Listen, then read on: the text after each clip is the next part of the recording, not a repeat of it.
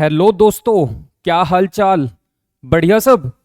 चलिए, तो एक नई वीडियो में आपका फिर से स्वागत है और आपके इस चैप्टर का नाम रहेगा रेक्टिफिकेशन ऑफ एरर्स, जो कि चैप्टर नंबर 17 है आपका।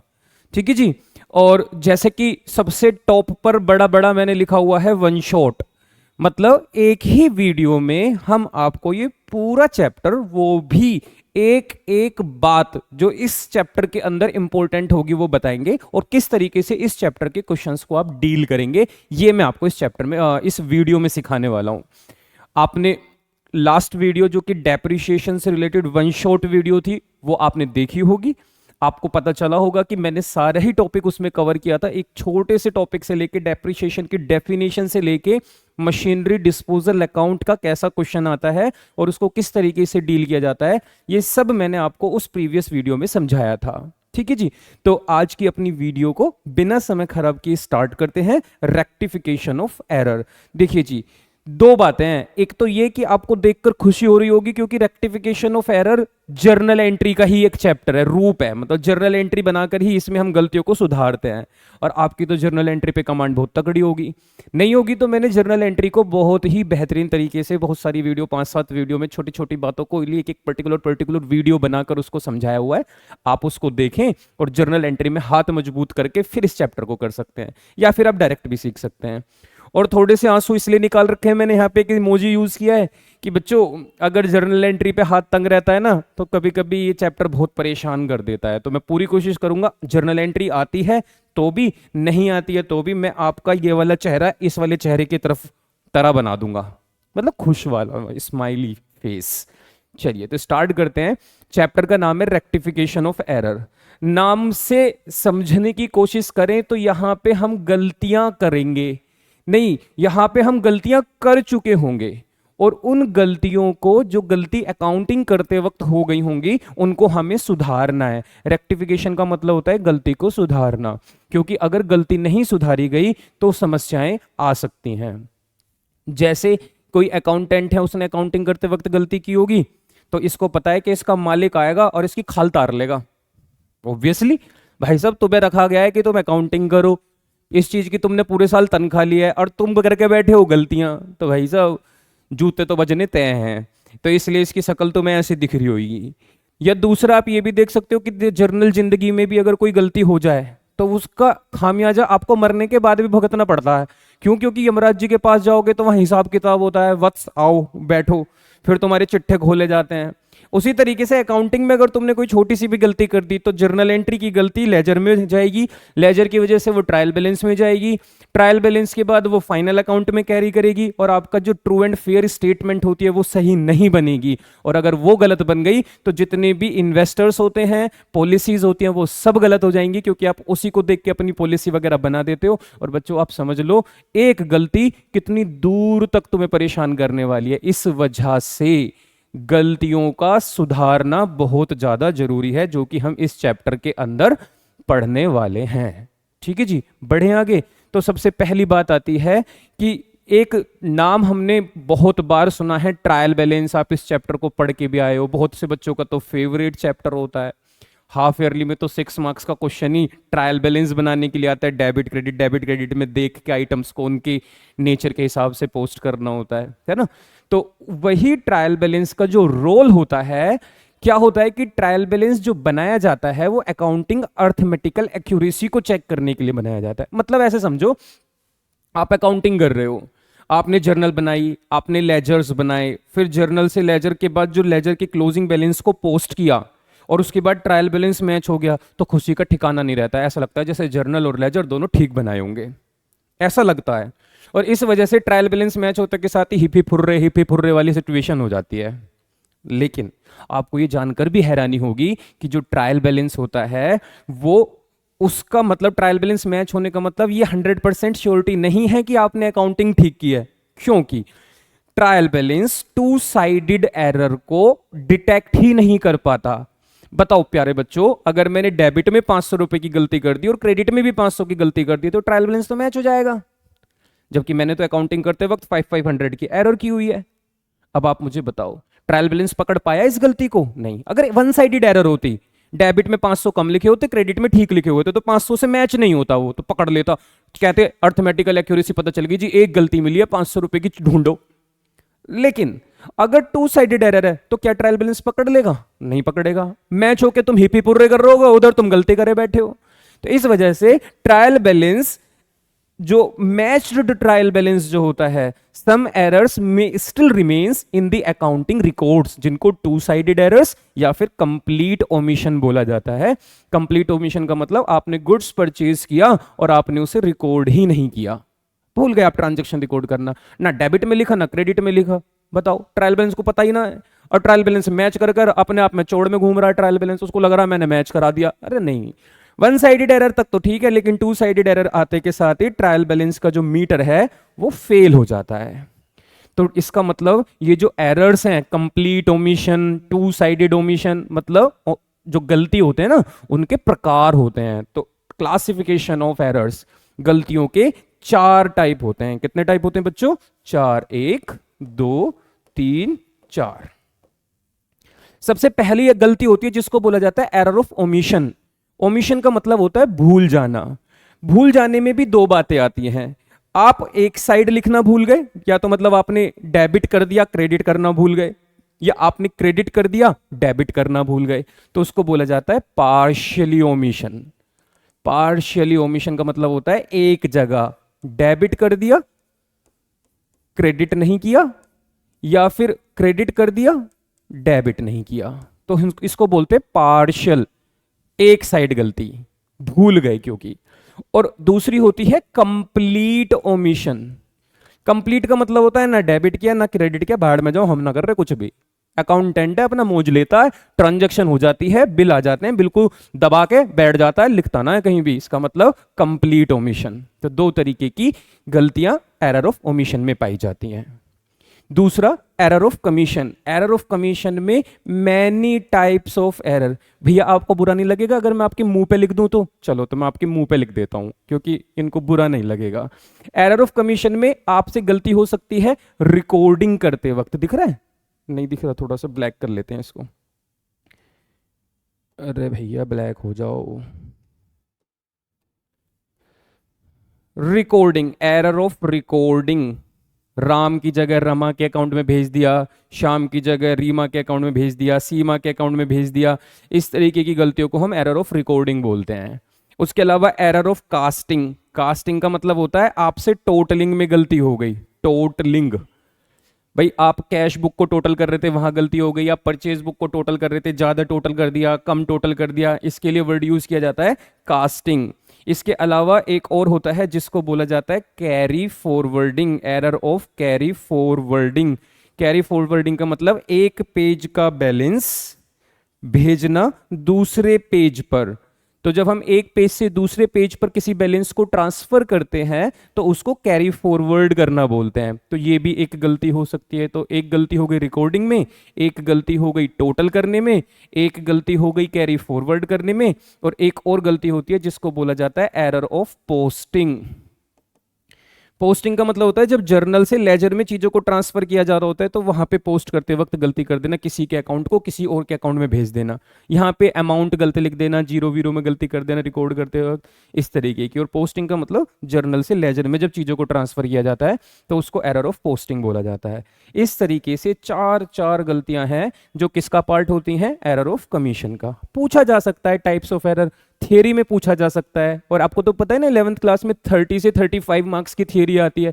तो आपको याद रखना है कि एरर ऑफ ओमिशन जिसमें 2 पार्टली और फुली मतलब पार्शियल और कंप्लीट, और एरर ऑफ कमीशन में 4 तरीके की गलतियां आती हैं। रिकॉर्डिंग, कास्टिंग का मतलब टोटलिंग में, कैरी फॉरवर्ड मतलब एक पेज से दूसरे पेज बैलेंस सीडी बीडी में, और पोस्टिंग में।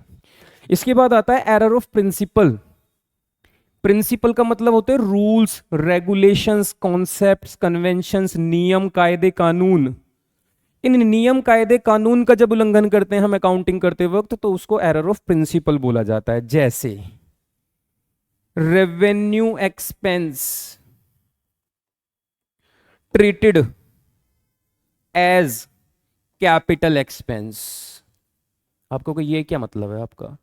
मैंने कहा बच्चों, साल के दौरान आपने अपनी बाइक में कि सर्विस कराई, रिपेयरिंग वगैरह कराई, तो रिपेयर तो एक रेवेन्यू खर्चा होता है, हर साल हर महीने ही कराते हैं या हर 3 महीने में कराते हैं, छोटे छोटे खर्चे हैं, ये तो खर्चा होता है। और आपने जैसी सर्विस कराई, आपने आके लिख दिया मोटरसाइकिल अकाउंट डेबिट, आपने मोटरसाइकिल की कीमत बढ़ा दी उस रिपेयर से। आप मुझे बताओ, क्या सर्विस करा लेने से हमारी एसेट की वैल्यू बढ़ती है? अगर ऐसा हुआ करता तो एक जीवन काल में अगर किसी ने 10 साल किसी बाइक का यूज किया, 10 ईयर्स, उस 10 ईयर्स में उसने कम से कम 50 बार अपनी बाइक की सर्विस कराई, एग्जाम्पल के तौर पे। 50 बार में हर बार वो 2,000 रुपये खर्च करता था। तो और जब बाइक खरीदी थी 1 लाख की खरीदी थी, और आप मुझे बताओ 2,000 50 बार खर्च किए तो 1 लाख, वो 1 लाख की उसने खरीदी, तो जब 10 साल हो जाएंगे तो वो कहेगा मेरी बाइक की कीमत 2 लाख रुपए हो गई है। अगर आपको एग्जाम्पल समझ में आया हो तो उसने सर्विस के पैसे भी जोड़ दिए मोटरसाइकिल में, और मोटरसाइकिल जितने की थी वो तो थी। क्या ये सही तरीका है?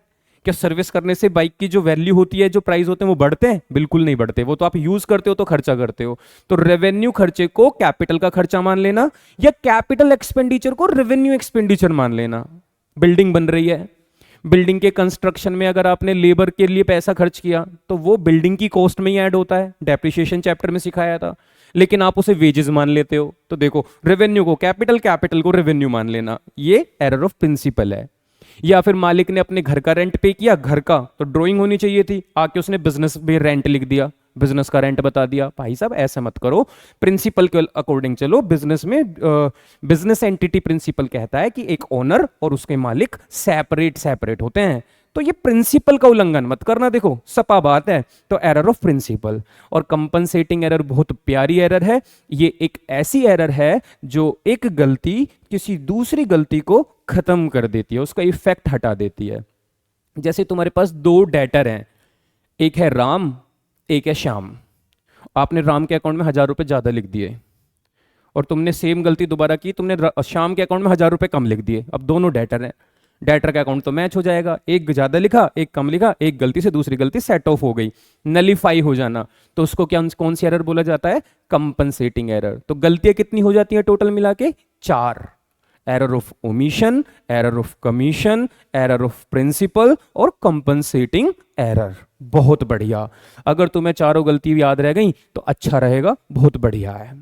अब बात आती है कि गलती को क्यों सुधारें। ऑब्जेक्टिव क्या है रेक्टिफाइंग एरर, गलतियों को सुधारने के? देखो जी, हर किसी का अल्टीमेट एक ही गोल होता है, सफलता पाना, है ना भाई? आप पढ़ रहे हो सफल होने के लिए, कोई बिजनेस कर रहा है तो सफल होने के लिए, कोई नौकरी कर रहा है तो जिंदगी में सफल, कुछ भी, हर कोई इंसान सफलता के पीछे जा रहा है, और सफलता में कहीं ना कहीं पैसा, ठीक है। उसी तरीके से एक अकाउंटेंट एक अच्छा अकाउंटेंट कब बनेगा? जब उसने सही अकाउंटिंग की हो, वो भी तो सफलता चाहता है। एक बिजनेस सफल बिजनेस कब माना जाएगा? जब उसने ठीक से अपनी बिजनेस एक्टिविटीज को किया हो, अकाउंटिंग ठीक की हो, सही रिजल्ट आते हो, मार्केट में सही इंफॉर्मेशन डिस्क्लोज होती हो, ट्रू एंड फेयर रिजल्ट पता, पोजीशन, प्रॉफिट लॉस सही आता हो, और बिजनेस की अकाउंटिंग सही होती हो, तभी तो हम कहेंगे ना एक बिजनेस अच्छा, एक सफल बिजनेस है। तो उसका एक एम होता है कि बिजनेस को, जो बिजनेस तो ठीक से करना ही, लेकिन उसकी इंफॉर्मेशन को भी ठीक तरीके से प्रेजेंट करना। और ये काम किसका होता है? ये इन भाई साहब अकाउंटेंट का होता है। तो एक ऑब्जेक्टिव है गलतियों को सुधारने का कि सबसे पहले तो करेक्ट अकाउंटिंग रिकॉर्ड्स हो हमारे पास। अगर रिकॉर्ड सही होंगे तो डिसीजन मेकिंग करेक्ट होगी, पॉलिसीज बढ़िया बनेंगी, सब कुछ बढ़िया से तभी तो होगा जब सारी चीजें बढ़िया होंगी हमारे पास। करेक्ट प्रॉफिट और लॉस निकलेगा भाई साहब, अगर तुम्हारी अकाउंटिंग इंफॉर्मेशन ठीक होगी, तुमने गलतियों को सुधार लिया होगा, तो सही प्रॉफिट लॉस पता चल जाएगा। और ऐसा करने से तुम्हारी जो बैलेंस शीट होती है, फाइनेंशियल पोजीशन, वो भी ठीक निकल कर आएगी, तो तुम्हारी औकात भी सही पता चल पाएगी लोग बागों को कि हाँ इस बिजनेस की इतनी औकात है। तो इन सब चीजों को ठीक दिखाने के लिए कुछ गलतियां हो जाती हैं, तो उनको हम रेक्टिफाई कर लेते हैं। तो गलतियों को सुधारने के आपको कितने मौके मिलेंगे? ऑब्जेक्टिव नहीं, ऑब्जेक्टिव तो 3 है। गलतियों को सुधारने के आपको कितने मौके मिलते हैं? 2। कब कब? कि या तो ट्रायल बैलेंस बन गया और तुम्हें गलती का बाद में पता चला और फाइनल अकाउंट अभी बना नहीं है, या दूसरा भी ट्रायल बैलेंस बना ही नहीं था और तुम्हें गलती का पहले ही अंदाजा हो गया। दोबारा सुनो, 2 बातें हैं। ट्रायल बैलेंस यहां पे मेन रोल है, ट्रायल बैलेंस का मेन रोल है, ध्यान रखना। कैसे? अगर ट्रायल बैलेंस अभी बना नहीं और तुम्हें गलतियों का पता चल गया, कैसे पता चलेगा सर? भाई अकाउंटिंग कर रहे हैं, ट्रायल बैलेंस मैच नहीं हुआ पहले तो तब पता चल सकता है। फिजिकल वेरिफिकेशन कर सकते हैं, डेटर का टोटल मैच नहीं हो रहा, क्रेडिटर के अकाउंट का टोटल मैच नहीं हो रहा, कैश बुक, पासबुक, इतने सारी अकाउंटिंग रिकॉर्ड्स होते हैं, जहां पे मिसमैच हो जाए वहीं गलती का पता चल जाता है कि गड़बड़ है। तो जब तुम्हें गलती पता चलेगी तो सुधारने का मौका तुम सबसे पहले तब लेना जब ट्रायल बैलेंस बनाना हो, before preparation of trial balance. और दूसरा, ट्रायल बैलेंस तो बन गया, लेकिन फाइनल अकाउंट, फाइनेंशियल स्टेटमेंट अपना 18-19 चैप्टर जो इसके बाद में आपको कराऊंगा, वो 2 चैप्टर फाइनल अकाउंट है जिसमें हम फाइनल रिकॉर्ड्स करते हैं, जिसमें आप profit loss, balance sheet, asset liability check करते हैं। ट्रायल बैलेंस बन गया था और फाइनल अकाउंट बनाने जा रहे थे, इसी बीच गलती का पता चल गया, तो गलती सुधारने के 2 मौके मिलेंगे, ट्रायल बैलेंस बनाने से पहले और ट्रायल बैलेंस बनाने के बाद। तो rectification of error before preparation of trial balance और rectification of error after preparation of trial balance.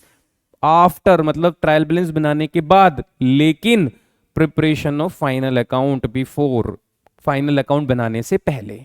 लेकिन यहां 2 बहुत इंपॉर्टेंट बातें जो आपको ध्यान से सुननी है। पहली बात, ट्रायल बैलेंस बनाने से पहले गलती का पता चल रहा है, लेकिन वो गलती कौन सी है? One sided error.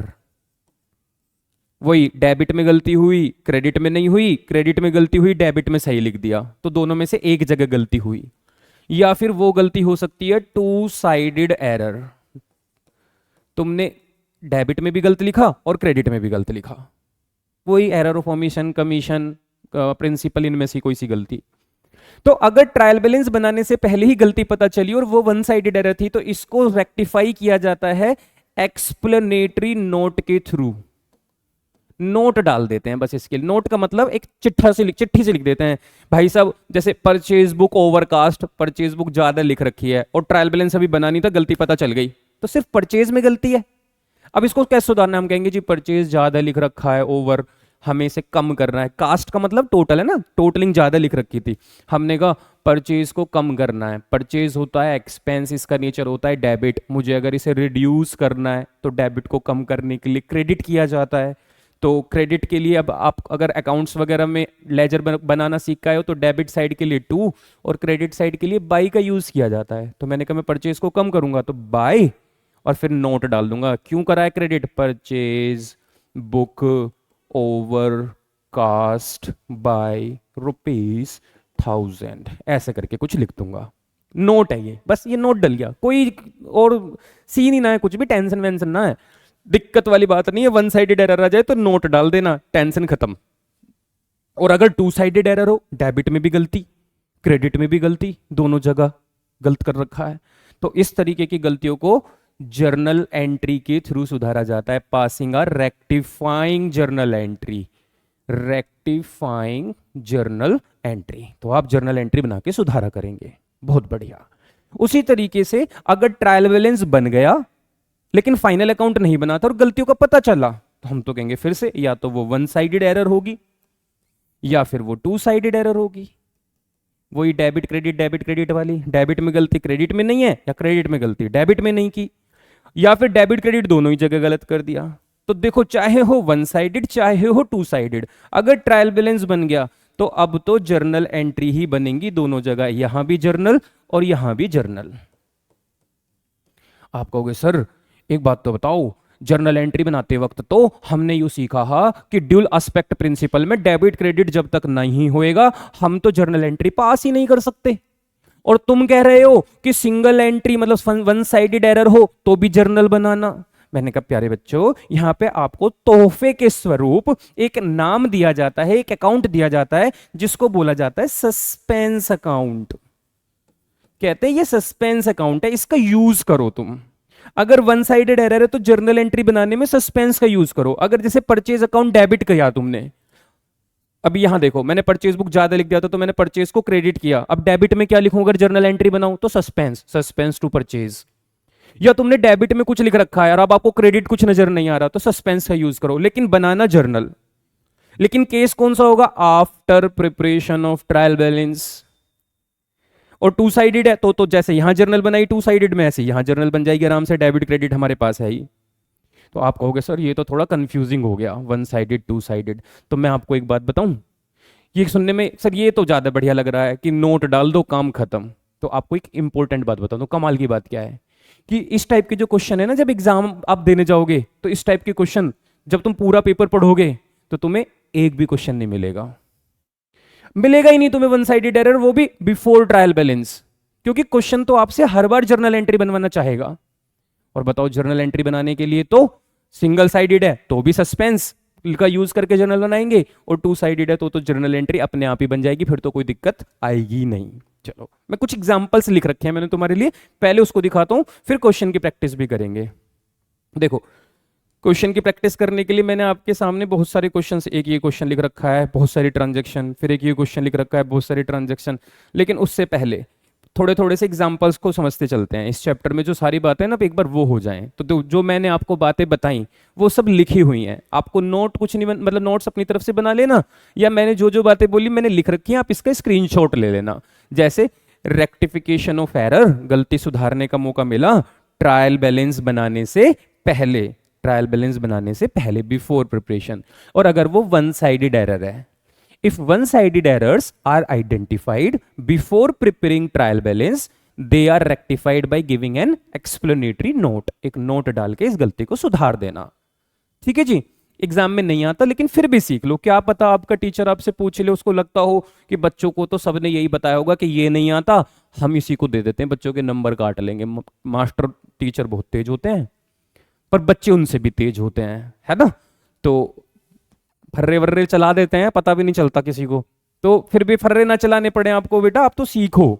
देखो पहले example, 50 rupees received from Mahesh, आपको 50 रुपए महेश से मिले, recorded on the debit side of the cash book, cash book में डेबिट साइड रिकॉर्ड कर दिए, कैश बुक में डेबिट साइड ही रिकॉर्ड होता है। अगर आपको कोई पैसा दे तो cash account debit to Mahesh, तो कैश डेबिट होना चाहिए था, डेबिट कर दिया, लेकिन not posted to his account आपने महेश के अकाउंट में नहीं डाला, तो वन साइडेड एरर हुई। और ये गलती कौन सी है, before preparation of trial balance. आपको कि सर क्वेश्चन में लिखा मिलेगा क्या, बिफोर है या आफ्टर है, नहीं मिलेगा, मान लो लिखा मिलेगा तो फिर तो आपको पता ही है, बिफोर लिखा है तो नोट डलेगा, आफ्टर लिखा है तो जर्नल बनेगी सस्पेंस का यूज करके। लेकिन अगर कुछ नहीं लिखा तो आफ्टर मानना और जर्नल एंट्री बनेगी सस्पेंस अकाउंट का यूज करके। आप कहोगे हम बिफोर मान ले तो कट जाएंगे नंबर, क्योंकि मानना ही आफ्टर होता है, केस ही वही है वैसे तो, ये तो जबरदस्ती कहा है। ठीक है जी, तो 50 रुपए मिले, सही जगह कैश में लिख दिए, लेकिन हमने उसके अकाउंट में नहीं भेजे, तो बताओ क्या महेश का अकाउंट क्रेडिट होना चाहिए? और क्रेडिट साइड के लिए हम क्या यूज करते हैं, बाय। तो देखो बाय क्रेडिट कर दिया, क्यों? क्योंकि भूल गए थे पोस्ट करना 50 रुपए किसके अकाउंट में, रमेश के अकाउंट में, रमेश अपोस्ट्रोफेस अकाउंट। तो डल गया नोट, यही एक्सप्लेनेटरी नोट है। दूसरा एग्जांपल देख लो, सेल किया पवन को 20,000 का, डेबिट किया है हिज अकाउंट, मतलब उसके अकाउंट में हमने 2,000 रुपए डाले, लिखने 20,000 रुपए थे, डाले कितने हमने, 2,000। क्या हमने अगर हमने सेल किया तो क्या हमें पवन के अकाउंट में डेबिट साइड 20,000 डालने चाहिए थे? क्योंकि अगर आप किसी को सेल करते हो तो एंट्री क्या बनती है, अगर उधार बेचा है पवन को, क्योंकि कैश नहीं लिखा तो नाम लिखा है तो हम मानते हैं क्रेडिट पे सेल किया है, तो हम बनाते Pawan to sale, Pawan debit to sales, तो डेबिट में 20 आने चाहिए थे, आपने डेबिट में कितने डाले, 2,000। तो क्या मुझे पवन के अकाउंट में 18,000 रुपीज और डालने हैं? बिल्कुल डालने हैं। तो क्या लिखेंगे, डेबिट के लिए कौन सा यूज किया जाता है टर्म, टू शॉर्ट, कम डेबिट हुए, क्योंकि हमने उसे सेल की थी कितने की, 20 की, लेकिन हमने कितने डाले थे, 2, तो 18,000 रुपए कम डेबिट हुए उसके अकाउंट में, नोट डल गया। थर्ड देखो, स्टेशनरी 750 रुपीज की, जो कि हमने 2 बार लिख दी स्टेशनरी अकाउंट में। स्टेशनरी अगर हमने 750 की स्टेशनरी खरीदी तो स्टेशनरी एक एक्सपेंस होता है, और एक्सपेंस का नेचर डेबिट, तो स्टेशनरी में डेबिट साइड 750 आने चाहिए थे, आपने 2 बार डेबिट साइड डाल दिए 750 मतलब टोटल 1,500 रुपए डाल दिए। तो एक बार जो एक्स्ट्रा डाले उनको हटा दें। डेबिट को हटाने के लिए क्या करना चाहिए, क्रेडिट, तो स्टेशनरी को क्रेडिट करते हैं। क्रेडिट के लिए क्या यूज किया जाता है, बाय। क्रेडिट के लिए क्या यूज किया जाता है, बाय। तो आप क्या करेंगे, बाय, डबल पोस्टिंग कर दी थी 750 रुपीज से, बस इतना सा काम करेंगे और काम खत्म हो जाएगा हमारा। Very good, very very very good, बहुत बढ़िया। तो आपको आया वन साइडेड एरर में किस तरीके से नोट्स डलते हैं। तो अगर अभी तक आपको डाउट्स चल रहे थे तो मुझे उम्मीद है कि अब आपको कोई डाउट नहीं होगा। यहां तक आगे बढ़ते हैं। टू साइडेड एरर्स, जहां पे डेबिट और क्रेडिट दोनों जगह गलतियां की हैं, विच अफेक्ट 2 और मोर अकाउंट्स, जो 2 या 2 से ज्यादा अकाउंट्स को अफेक्ट करेगा। ठीक है जी, तो कहते हैं two sided errors are the errors which do not affect the agreement of trial balance. दो साइड की गलतियां ऐसी गलती होती है जिससे ट्रायल बैलेंस पे कोई फर्क नहीं पड़ता, वो तो अपना सपाट से मैच होता हुआ चला जाता है, उससे कोई दिक्कत ना होती ट्रायल बैलेंस को। वही कह रहे हैं ये, ट्रायल बैलेंस को कोई दिक्कत नहीं है। इस एरर्स को हम सुधार सकते हैं जर्नल एंट्री के थ्रू। जैसे आपने मशीन खरीदी मोहन से 50,000 रुपए की, 50,000 has been entered in purchase book. बताओ, अगर गुड्स खरीदते हैं तो परचेज बुक का यूज होता है, अगर मशीनरी खरीदते हैं तो मशीन अकाउंट डेबिट होता है, गुड्स खरीदते हैं तो परचेज यूज होता है। अब आप बताओ, क्या आपने मशीन की जगह परचेज यूज किया तो मशीन एक कैपिटल का नेचर रखती है और परचेज रेवेन्यू नेचर है, तो क्या आपने कैपिटल एक्सपेंस को रेवेन्यू नेचर मान लिया? तो क्या मैं ये कह सकता हूं ये एरर ऑफ प्रिंसिपल भी है? बिल्कुल, आप माने ना माने लेकिन जो सत्य है वो तो सत्य है ना। अब अगर मैं कहूं कि बच्चों कलयुग चल रहा है और आपको हम नहीं मानते, तो तुम्हारे मानने ना मानने से क्या हो रहा है? सब ग्रंथ, साधु, महात्मा सब कह रहे हैं कलयुग चल रहा है, तो कलयुग चल रहा है। उसी तरीके से अगर आपने कैपिटल एक्सपेंडिचर को रेवेन्यू माना तो एरर ऑफ प्रिंसिपल है तो है। अब बताओ, मशीन को आपको डेबिट करना चाहिए था और आपने गलती से परचेज को डेबिट कर दिया। यहां समझो, इसको एंट्री बननी चाहिए थी machinery account debit to cash. किससे खरीदा था हमने? मशीनरी अकाउंट डेबिट, क्रेडिट में मोहन से। क्रेडिट में मोहन लिखना था हमें, टू मोहन, ये लिखना था हमें 50,000 50,000। आपने क्या लिख दिया? परचेज के मशीन की जगह लिख दिया purchase account debit to Mohan 50,000 50,000। अब मुझे बताओ, मशीन डेबिट होना था, राइट एंट्री, आपने परचेज डेबिट किया, गलत एंट्री। राइट एंट्री में मोहन क्रेडिट होना था, गलती भी की लेकिन मोहन को तब भी सही क्रेडिट किया, तो मोहन में तो कोई दिक्कत ही नहीं है। दिक्कत कहां पे है?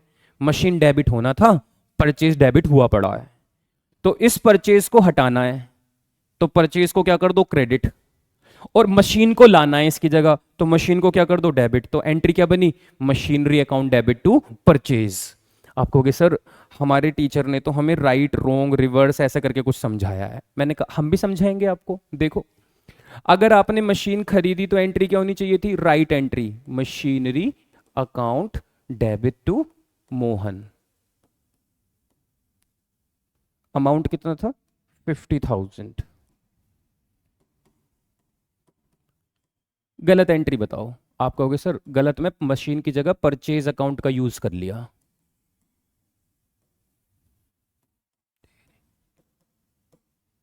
रिवर्स, रोंग वाली एंट्री को रिवर्स कर लिया करो। मोहन क्रेडिट है तो मोहन को डेबिट कर दो, और परचेज डेबिट है तो परचेज को क्रेडिट कर दो।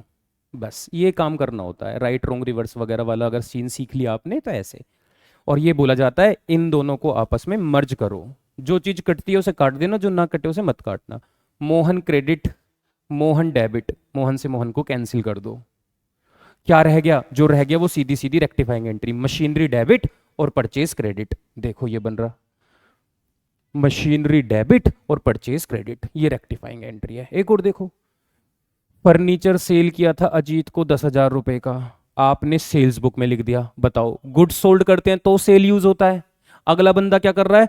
फर्नीचर को सेल कर रहा है और लिख सेल रहा है। फर्नीचर सेल होता है तो फर्नीचर क्रेडिट होता है। जैसे मशीन आई तो डेबिट, ऐसी फर्नीचर गया तो फर्नीचर क्रेडिट होना चाहिए था। उसने फर्नीचर की जगह किसको लिखा? सेल को। तो देखो मैं थोड़ा डायरेक्ट समझाता हूं। फर्नीचर क्रेडिट होना चाहिए था तो फर्नीचर को क्रेडिट करो, और सेल क्रेडिट नहीं होना चाहिए था तो उसको हटाओ। क्रेडिट को हटाने के लिए आपने क्या कर दिया? डेबिट कर दिया। बहुत बढ़िया। तो इस तरीके से अगर टू साइडेड की कोई एरर है तो फिर तो एंट्री बना के सुधर जाएगी, और अगर कोई सिंगल साइडेड एरर है तो नोट डल जाएगा। लेकिन ये एरर आपको कब पता चली हो? ट्रायल बैलेंस बनाने से पहले। वेरी गुड, आगे बढ़ते हैं। अब दूसरा केस। दूसरा केस क्या है? अगर गलती का पता चला, ट्रायल बैलेंस बन चुका और फाइनल अकाउंट नहीं बना था, और अब अगर गलती सुधारनी हो, रेक्टिफाई करनी हो, तो गलती तो वन साइडेड हो सकती है या फिर टू साइडेड हो सकती है। अब अगर एरर वन साइडेड है तो फिर कोई प्रॉब्लम नहीं है। वन साइडेड एरर तो दिक्कत मत लेना। अगर वो वन साइडेड एरर है तो भी वन साइडेड एरर को सुधारेंगे आप जर्नल एंट्री बनाकर, जिसमें डेबिट और क्रेडिट में जरूरत पड़ने पे सस्पेंस अकाउंट का यूज होगा। आप कहोगे कैसे? लिख के बताओ। मैंने कहा देखो जरा, एग्जाम्पल लिख रखे हैं मैंने, machinery return of by 1000, machinery तुम्हारी बुक में से खत्म हो गई थी 1000 रुपए। मशीनरी कब खत्म होती है? जब डेप्रिसिएशन लग जाता है। ठीक है, राइट ऑफ का मतलब कम होना, डेप्रिसिएशन लगना। 1000 रुपए से डेप्रिशिएट हुई, आपने नहीं पोस्ट किया डेप्रिसिएशन अकाउंट में। अब आप बताओ, अगर आपने डेप्रिसिएशन अकाउंट में नहीं लिखा तो मतलब सिर्फ डेप्रिसिएशन में गलती है ना, और डेप्रिसिएशन में एरर मतलब सिंगल साइडेड, क्योंकि मशीन मशीन तो हमने सही लिख रखी होगी, सिर्फ डेप्रिसिएशन में गलती हुई है। इसको कैसे सुधारे? सर डेप्रिसिएशन मेरा लॉस है, लॉस का नेचर हमने जर्नल एंट्री में और 6 चैप्टर में रूल्स ऑफ डेबिट क्रेडिट में सीखा था, लॉसेस एक्सपेंसेस के नेचर डेबिट के होते हैं, या फिर नॉमिनल अकाउंट का पार्ट होते हैं, और नॉमिनल अकाउंट कहता है debit all expense and loss. उस हिसाब से तो डेप्रिसिएशन को डेबिट होना चाहिए था, आपने नहीं किया, तो अब आप सुधारेंगे, ये तो काम आपका है, आप अकाउंटेंट हैं जो सुधार रहे हैं गलतियों को। तो आपने कहा डेप्रिसिएशन अकाउंट डेबिट, क्रेडिट क्या करें? वन साइडेड एरर निकली, लेकिन ट्रायल बैलेंस बन चुका, फाइनल अकाउंट नहीं बना था, अब गलती पता चली थी, तो हम कहेंगे इसको आपको सही करना है, तो आपको अब सस्पेंस अकाउंट लाना होगा। तो हमने लिखा टू सस्पेंस अकाउंट, गलती सुधार दी। अच्छा, आप एक चीज नोटिस कर रहे हैं, rectifying entry has been pass, rectifying entry has been pass, rectifying entry has been pass. इसकी अगली वाली एंट्री में भी, मतलब मैं बताना चाहता हूं, बच्चे नरेशन को देख के सोचते हैं बच्चे नरेशन क्या लिखे सर, नरेशन, नरेशन क्या लिखनी है, क्यों बनाई है ये एंट्री, क्यों बनाई है एंट्री, बताओ मुझे। गलती सुधारने के लिए? मैं कहता हूं गलती सुधारी है, इंग्लिश में लिख दो, rectifying entry has been pass, rectifying entry has been made. बोलो शंकर भगवान की जय। चलिए आगे बढ़ते हैं। दूसरे एग्जाम्पल, गुड्स परचेज्ड फॉर ₹5,000, आपने 5,000 रुपए का सामान खरीदा, लेकिन गलती से आपने सिर्फ 500 ही रुपए भेजे परचेज में। भैया परचेज अकाउंट डेबिट होना चाहिए था 5 से, तुमने परचेज अकाउंट डेबिट किया 500 से, क्या तुम 4500 से और डेबिट करोगे? करोगे तो परचेज अकाउंट डेबिट 4500। क्रेडिट में कोई गलती नहीं है, तो क्रेडिट में किसको ले आए? सस्पेंस स्वाहा। सस्पेंस एक ऐसी चीज है जो सब समस्या का समाधान है जर्नल एंट्री बनाते वक्त, अगर सिंगल एंट्री, वो सिंगल साइडेड एरर है तो। और बच्चे अगर 2 साइडेड एरर है तो आप इस जर्नल एंट्री को बिना सस्पेंस के सुधार सकते हैं। और कैसे सुधारेंगे? ऐसे, सॉरी सॉरी, ज्यादा भावनाओं में बह जाता हूं कभी कभी मैं, समझा करो बात को। कहते हैं अगर 2 साइडेड एरर है तो चाहे ट्रायल बैलेंस बना हो ना बना हो, उससे क्या फर्क है? अगर 2 साइडेड है तो 2 साइडेड एंट्री बनेगी, जैसे पहले बनाई वैसे दोबारा बना देंगे, इसलिए मैंने यहां पर खाली जगह छोड़ दी थी। मैंने कहा यहां पे तो बच्चे को दोबारा बताऊंगा, जैसे पहले सीखी ही। ठीक है, मतलब जैसे हमने ट्रायल बैलेंस अगर ना बना हो और तब 2 साइडेड एरर मिले तो जर्नल एंट्री बन जाती है नॉर्मल, ऐसे यहाँ पे तो ये भी 2 साइडेड है तो फिर तो इसमें भी जर्नल एंट्री बनेगी, सस्पेंस की कोई जरूरत ही नहीं है अगर 2 साइडेड एरर है। तो जैसे हमने पहले सीखी थी वैसे ही हम दोबारा कर लेंगे उसको। ठीक है बच्चों, आगे बढ़ें। तो अब आपको चाहिए तड़कता भड़कता सवाल। आप कह रहे हो अब आ गया पूरा रेक्टिफिकेशन समझ में, आपको बस एक जर्नल एंट्री का एक ऐसा सवाल दे दो जिसको करके तुरंत के तुरंत चैंपियन बन जाएं। मैंने कहा इधर करेंगे इसका सॉल्यूशन, इधर से पढ़ेंगे क्वेश्चन। ठीक है जी, तो पहले का सॉल्यूशन करते हैं। देखो जरा क्या है क्वेश्चन। क्वेश्चन कह रहा है, क्या कहता है क्वेश्चन? क्वेश्चन बहुत कुछ कहता है, तुम्हारी आंखें बहुत कुछ बोलती हैं, हम ऐसा क्वेश्चन से बोल रहे हैं। भाई साहब जर्नल एंट्री बना देना गलती को सुधारने वाली। 15,000 रुपए, 15,000 paid as wages for the construction of office building. Office building के कंस्ट्रक्शन में अगर वेजेस खर्च हुआ तो बिल्डिंग अकाउंट में ही जाना चाहिए, क्योंकि रेडी टू यूज का खर्चा है, तो बिल्डिंग अकाउंट डेबिट होना चाहिए था। हाँ, आपने गलती से सैलरी लिख दिया, तुमने रेवेन्यू नेचर का मान लिया। बताओ, बिल्डिंग अकाउंट डेबिट होना चाहिए था, तो क्या बिल्डिंग अकाउंट डेबिट करें? और सैलरी अकाउंट में नहीं लिखना चाहिए था, तो सैलरी को हटाने के लिए सैलरी अकाउंट क्रेडिट करें। Narration, rectifying entry has been pass. कितने रुपए? 15,000। आप कहोगे sir ji right wrong reverse करवा दो इसकी प्लीज। मैंने कहा ओके बच्चों, जैसे आप कहोगे। हमने बिल्डिंग में वेजेस खर्च किए तो building account debit to cash होना चाहिए था राइट एंट्री में। गलती से आपने सैलरी लिख दिया, salary account debit to cash. Wrong को रिवर्स कर दो, सैलरी डेबिट को क्रेडिट में ले जाओ, कैश डेबिट क्रेडिट को डेबिट में ले आओ, इन दोनों को मर्ज कर दो, कैश क्रेडिट से कैश डेबिट कट गया, तो बिल्डिंग टू सैलरी हमारा आंसर आ गया। बहुत बढ़िया।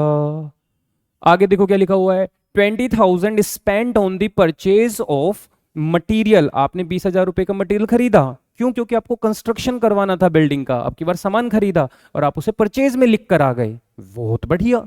अगर बिल्डिंग को बनाने के लिए मटेरियल खरीदा गया तो वो बिल्डिंग की कॉस्ट में ऐड होना चाहिए था। और प्यारे बच्चों, आप कहां लिख रहे हो इसको? परचेज में। Error of principle. क्या करें इस गलती को सुधारने के लिए? सर, बिल्डिंग में जाना चाहिए था तो बिल्डिंग को डेबिट कीजिए, और परचेज में नहीं जाना चाहिए था तो परचेज अकाउंट को क्रेडिट कीजिए। कितने रुपए था? अरे भैया कितने रुपए है? 20,000। Rectifying entry has been pass. कर लेना आप, rectifying entry has been pass. Third देख लेते हैं। 50,000 spent on the extension of building. 50,000 रुपए फिर से बिल्डिंग के एक्सटेंशन में खर्च किए और डेबिट कर दिया है रिपेयर अकाउंट में। बच्चों बताओ, बिल्डिंग का एक्सटेंशन हो रहा है तो बिल्डिंग अकाउंट में ही जाना चाहिए, फिर से कैपिटल एक्सपेंडिचर है। आप कहाँ लिख रहे हो? रिपेयर में। तो बताओ क्या एंट्री होनी चाहिए?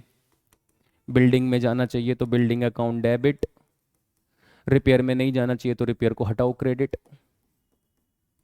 कितने रुपए थे? 50,000।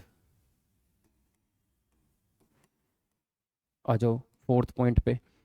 25,000 spent on white wash of a new building was charge to the building repair. दोबारा से तो सेम एंट्री आप बना देना, बिल्डिंग टू रिपेयर, क्योंकि वाइट वॉश अगर नई बिल्डिंग का कराया जा रहा है तो वो उसकी कॉस्ट में ही ऐड होगा। पुरानी बिल्डिंग का वाइट वॉश होता तो फिर ये रिपेयर का पार्ट माना जाता। ठीक है जी। 1,000 rupees paid as installation charge of newly purchase second hand machine. अगर नई मशीन खरीदी है, सेकंड हैंड खरीदी और उसको इंस्टॉल करा रहे हो तो वो उसकी कॉस्ट में ऐड होता है, लेकिन आपने कार्टेज, सारे क्वेश्चन एरर ऑफ प्रिंसिपल के आ रहे हैं, लेकिन आपने गलती से इसे कार्टेज में लिख दिया। तो मैंने कहा क्या एंट्री बनाओगे इसकी? मशीनरी में डेबिट होना चाहिए था तो मशीनरी अकाउंट डेबिट, और कार्टेज में नहीं जाना चाहिए था तो कार्टेज अकाउंट क्रेडिट। कितने रुपए थे? 1,000 रुपए।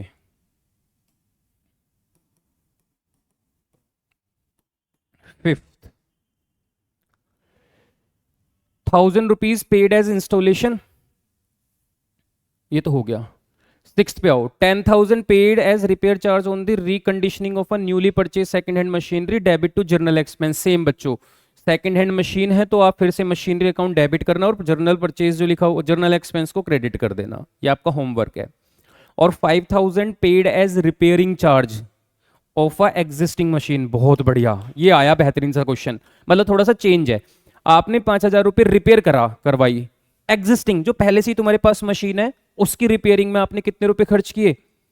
5,000 रुपए। और आपने इसको मशीन अकाउंट, अब रेवेन्यू एक्सपेंस को कैपिटल मान लिया, मतलब रिपेयर आना चाहिए था लेकिन आपने कहां पे लिख दिया? Machine account. इसको कॉस्ट मान लिया उसकी। तो अब की बार फिर से एंट्री बना देते हैं, जो भी है ये 7th एंट्री।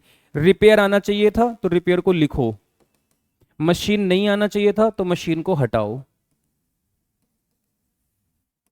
कितने रुपए थे? Rectifying entry has been pass. ठीक है जी, बहुत बढ़िया। आया आपको समझ में? आप स्क्रीनशॉट ले सकते हो, आप दोबारा खुद से प्रैक्टिस कर सकते हो। आपकी बुक में बहुत सारे क्वेश्चन है, 45 49 के आसपास। आप अपनी बुक से भी प्रैक्टिस कर सकते हो। आगे बढ़ते हैं। Next question, rectifying the following errors. पहला सॉल्यूशन करते हैं इसका, यही सॉल्यूशन करेंगे बच्चों। क्वेश्चन को यहीं पढ़ते रहेंगे, यहीं सोल्व करते रहेंगे, यहीं मिटाते रहेंगे। कहते हैं the total of 1 page of sale book. Sales book के 1 पेज का टोटल जब तुमने कैरी फॉरवर्ड करा तो वो 371 कर दिया इंस्टेड ऑफ 317। आपको कहीं पे 317 रुपए भेजने थे, आपने 317 की जगह कितने रुपए भेज दिए? 371। क्या गलती को पता पढ़ के ये पता चल रहा है कि ट्रायल बैलेंस से पहले या ट्रायल बैलेंस के बाद है? कुछ ना पता चलने का। और जब कुछ ना पता चले तो क्या मानना है?